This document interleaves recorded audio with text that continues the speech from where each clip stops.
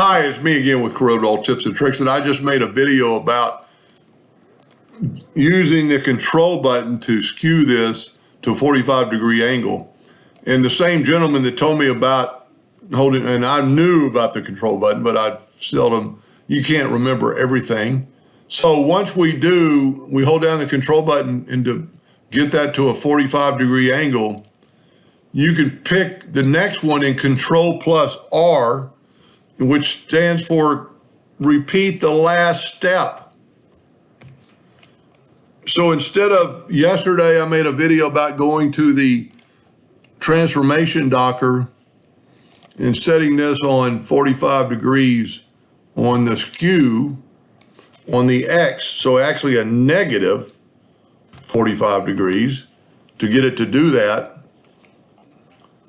Instead of having to fly over here and do that, you can do it just by, well, the next step, if I controlled R right now, it's going to make another square.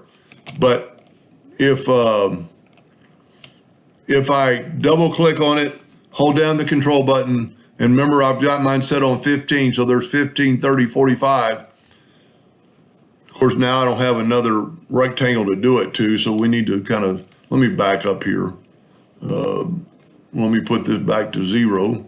So I'm going to hold down the control button again and just put it to 0.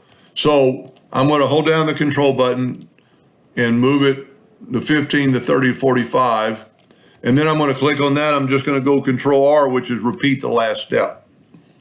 That's pretty cool. Anyway, hope that helped just a little bit, and thank you for watching.